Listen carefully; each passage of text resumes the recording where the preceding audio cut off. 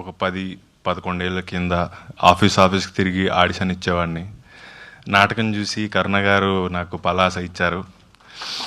ఆ ఆడిషన్ చూసే రూపక్ నన్ను పరిశ్రమలో క్యాస్ట్ చేశారు. ఈరోజు నేను ఒక మెసేజ్ కాల్ కూడా అందరికీ చేయాలి, ఓన్లీ మెసేజ్ పెడితే ఇంతమంది డైరెక్టర్స్ వచ్చారు. వెనక్కి తిరిగి చూస్తే ఎప్పుడైనా నేను డల్ అనిపించినప్పుడు కూడా ఇది గుర్తుపెట్టుకుంటా. నేనేం సాధించాను అనిపించినప్పుడు ఒక మెసేజ్తో నాకు ఒక ఫ్రెండ్స్ డైరెక్టర్స్ని సంపాదించుకున్నానని గుర్తుపెట్టుకుంటా. థ్యాంక్ యూ సో మచ్ పేరు పేరున. అండ్ కొత్త ప్రొడ్యూసరు, డెబ్యూటాంట్ డైరెక్టరు, చాలామంది యాక్టర్స్ కూడా ఫస్ట్ టైం యాక్ట్ చేస్తున్నారు. వీళ్ళందరికీ సపోర్ట్ చాలా అవసరం.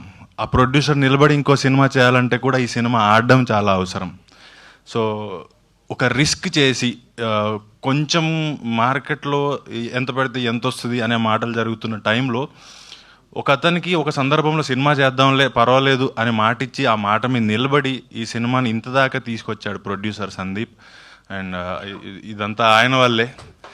అండ్ ఈ సినిమా మేము ఎప్పుడు కూడా షూట్ చేసిన ఫీలింగ్ రాలా. అరకు వెళ్ళాము, 70-80 మంది అందరు కలిపి వెళ్ళిపోయాము, వంట చేసుకున్నారు, తిన్నారు, ఆడుకున్నారు, పాడుకున్నారు, సైట్ సీయింగ్కి వెళ్ళారు, షూటింగ్ అయిపోయింది, వచ్చాం. అంత సరదాగా జరిగింది. ఇది ఎక్కడ కూడా షూట్కి వెళ్ళాలి, కాల్ షీట్ ఉంది, పొద్దున్న లేవాలి, ఎక్కడ అనిపించలేదు. డైరెక్టర్ అంతే బాగా హ్యాండిల్ చేశారు. డెబ్యూటెంట్ అయినా కూడా మేమందరం ఒక టూర్కి పోయిన ఫీలింగ్ ఉండింది. అండ్ ఈ సినిమా ఇప్పుడు ఏదైతే 7th వస్తుందో మీ అందరి సపోర్ట్తో ప్రొడ్యూసర్కి డబ్బులు వస్తే ఆయన ఇండస్ట్రీలో నిలబడి ఇంకొక ప్రొడ్యూసర్గా ఆయన కంటిన్యూగా సినిమాలు చేయాలి, ఇండస్ట్రీ బాగుండాలి, అందరికీ పని దొరకాలని కోరుకుంటున్నాను.